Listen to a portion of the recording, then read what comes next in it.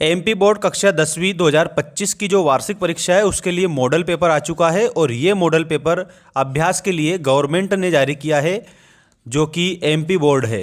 दोस्तों यहाँ पर कक्षा 10वीं का हिंदी का मॉडल पेपर जिसका सारा सॉल्यूशन है हम डिस्कस करेंगे, सारे उत्तर आपको मैं बताऊंगा। इसी प्रकार से आपके और जो सब्जेक्ट है उसके भी मॉडल पेपर आपको मैं यहाँ इस चैनल के माध्यम से सॉल्यूशन बताऊंगा ताकि आपका अभ्यास जारी रहे। दोस्तों यहाँ पर आप देख सकते हो ये पूरा मॉडल पेपर आप कक्षा 10वीं वाले स्टूडेंट्स का है, सभी का हिंदी सब्जेक्ट है, 2025 है। ये प्रैक्टिस ओनली, प्रैक्टिस करने के लिए दिया गया है। इससे एक आइडिया हो जाएगा कि कैसे आपका पेपर आएगा। आइए स्टार्ट करते हैं। इसमें जो क्वेश्चन दिए हैं सारे क्वेश्चनों का हल। सबसे पहले हम सही विकल्प चुनकर लिखे वाले क्वेश्चन देखेंगे। रीतिकाल की रचनाओं का प्रधान विषय है। दोस्तों रीतिकाल की रचना जो है उसका प्रधान विषय क्या है? श्रृंगार वर्णन। इसी कारण से रीतिकाल को श्रृंगार काल की संज्ञा भी दी जाती है। इसके बाद देखिए नेक्स्ट क्वेश्चन, जकरी शब्द का अर्थ है। जकरी शब्द का अर्थ है दोस्तों इसमें रटना आपको लिखना रहेगा, ठीक है। ये आप लोगों को सही कंप्लीट याद रखना है। इसके बाद देखिएगा जुगुप्सा स्थायी भाव है। जुगुप्सा किस रस का स्थायी भाव है? तो दोस्तों इसमें विभत्स रस का स्थायी भाव हो जाएगा जुगुप्सा या घृणा, ठीक है। दोनों आप याद रखेंगे। इसके बाद में देखिएगा स्वयं प्रकाश जी ने पत्रिका का संपादन किया। जो लेखक स्वयं प्रकाश है उन्होंने कौन सी पत्रिका का संपादन किया था? तो दोस्तों यहाँ पर आप लोगों को मैं बता देता हूँ, उन्होंने जो संपादन किया है उस पत्रिका का नाम वसुधा है। ऑप्शन नंबर आपका सेकंड कंप्लीट करेक्ट उत्तर के रूप में आपको याद रखना है। इसके बाद में आप देखेंगे ये रहा आपका नेक्स्ट क्वेश्चन। इसमें क्या पूछा है देखिएगा, जिस समास में प्रथम पद विशेषण और दूसरा पद विशेष्य हो उसे कहते हैं। दोस्तों उसे कर्मधारय समास कहते हैं। यहाँ पर आप लोगों को कर्मधारय समास याद रखना है। विशेषण विशेष्य उपमेय उपमान। इसके बाद में देखिएगा देहाती दुनिया। देहाती दुनिया उपन्यास के लेखक का नाम आपको इसमें बताना है। तो दोस्तों इसमें शिव पूजन सहाय जो है वो करेक्ट आंसर के रूप में आ जाएगा। शिव पूजन सहाय देहाती दुनिया उपन्यास के लेखक हैं। इसके बाद में रिक्त स्थान देख लीजिए आप सभी। रिक्त स्थानों में आपका पहला रिक्त स्थान है उत्साह एक गीत है। तो दोस्तों उत्साह जो है ना इसमें आपको याद रखना है यह एक आह्वान गीत है। नेक्स्ट क्वेश्चन है वीर भयानक तथा रौद्र रस में गुण होता है। दोस्तों इसमें ओज गुण होता है, आप सबको याद रखना है। इसके बाद नायक के जीवन की किसी एक घटना का पूर्णता के साथ चित्रण किसमें किया जाता है? तो दोस्तों इसमें खंडकाव्य आप लोगों को लिखना रहेगा। खंडकाव्य में नायक के किसी जीवन की एक घटना का पूर्णता के साथ वर्णन किया जाता है। इसके बाद देखिएगा अगला प्रश्न, बाल गोविंद भगत के गीतों में का भाव व्यक्त हुआ है। तो दोस्तों यहाँ पर प्रभु मिलन का भाव भी उनके गीतों में प्रयुक्त हुआ है।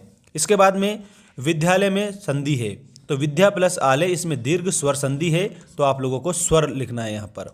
लेपचा और सिक्किम स्थानीय जनजातियाँ, सिक्किम की, तो दोस्तों सिक्किम की स्थानीय जनजातियाँ लेपचा और भूटिया है।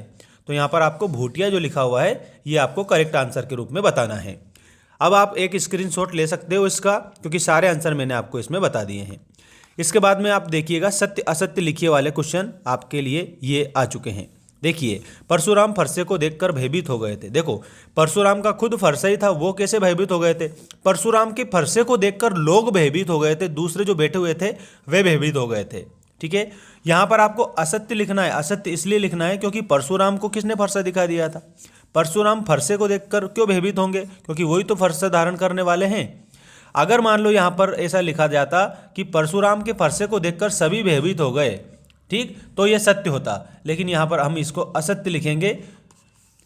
इसके बाद देखिएगा दोहा एक वर्णिक छंद है। दोस्तों दोहा जो है उसमें 24 मात्रा होती है, 13-11। तो दोस्तों यहाँ पर दोहा जो है ये वर्णिक छंद नहीं है, ये मात्रिक छंद है। इसका मतलब यहाँ पर ये आपका असत्य हो जाएगा। इसके बाद देखिएगा जीवनी गद्य की प्रमुख विधा है। दोस्तों इसमें आप लोगों को असत्य बताना है, ठीक है। नेक्स्ट देखिएगा लखनऊ को नवाबों का शहर कहा जाता है।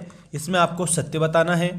माँ बैठ नहीं सकती, तो यहाँ पर आप लोगों को भाववाच्य है ऐसा बताना है। माँ से बेटा नहीं जाता, ठीक, इस प्रकार से। कृतिकार के लिए अनुभव की अपेक्षा अनुभूति गहरी चीज़ है, इसमें आप लोगों को सत्य बताना रहेगा। अब हम बढ़ते हैं आगे। ये रहा हमारा सही जोड़ी बनाइए वाला क्वेश्चन। सही जोड़ी में देखिएगा सबसे पहले याद दिया है युगधारा। युगधारा के आगे आप लोगों को नागार्जुन लिखना है, उतान, उतान का मतलब होता है पीठ के बल बैठना। मन्नू भंडारी की माँ वो सहनशील थी। और इसके बाद में सुदामा चरित, सुदामा चरित खंड काव्य है। शब्द शक्ति के भेद, शब्द शक्ति के 3 भेद होते हैं, 1 और 1 11, एकता में शक्ति होती है। इस प्रकार से आप लोगों को यहाँ पर ये कंप्लीट याद रखना है। अब हम बढ़ रहे हैं हमारे जो एक शब्द एक वाक्य में उत्तर दीजिए वाले प्रश्न हैं उनकी तरफ। देखिएगा, आप डबल भी इस वीडियो को देखकर पूरा काम कंप्लीट कर लेना अपना।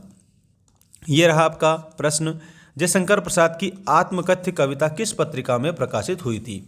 दोस्तों, हंस नामक पत्रिका में प्रकाशित हुई थी। और आप लोगों को एक आपकी जानकारी के लिए एक बात भी मैं बता देता हूँ कि जो जयशंकर प्रसाद है वो आत्मकथा लिखना नहीं चाहते थे, लेकिन फिर भी उन्होंने आत्मकथा लिखी। और ये 1932 की बात है, याद रखना। 1932 में पहला प्रकाशन हुआ था हंस नामक पत्रिका में। घेर घेर, घोर गगन पंक्ति में प्रयुक्त अलंकार का नाम लिखिए। तो यहाँ पर आपको मैं आपकी जानकारी के लिए एक बात बता देता हूँ। ये जो घेर घेर शब्द लिखा है, एक जैसा शब्द है, ठीक। इसमें यहाँ पर आपका पुनरुक्ति प्रकाश अलंकार हो जाएगा, पुनरुक्ति प्रकाश, ठीक। और एक और बात, अगर मान लो हम यहाँ घा वर्ण की आवृत्ति देखें तो अनुप्रास भी होगा। तो पुनरुक्ति प्रकाश अलंकार भी है इसमें और अनुप्रास भी है। तो आपको पुनरुक्ति प्रकाश पहले लिखना है, क्योंकि यहाँ पर घेर घेर जो शब्द है इसमें पुनरुक्ति प्रकाश अलंकार लिखा है। पुनरुक्ति प्रकाश और अनुप्रास, ऐसे आप इसमें लिख सकते हो। इसके बाद में नेक्स्ट आप देखेंगे, शास्त्रों में काशी किस नाम से प्रतिष्ठित है? तो इसमें आनंद कानन आपको बताना है, ठीक है। नेक्स्ट देखिएगा, एक से अधिक अर्थ देने वाले शब्द क्या कहलाते हैं? दोस्तों, इसमें आपको अनेकार्थी शब्द बताना है, ठीक है, अनेकार्थी शब्द। जितेंद्र नार्गे ने खेदुम में किसका निवास बताया है? तो देवी देवताओं का निवास स्थान बताया है, देवी देवताओं का। इसके बाद में लेखक अज्ञेय अभ्यांतर व्यवस्था को किस प्रकार से पहचानता है? तो इसमें आपको लिखना है लिखकर पहचानता है,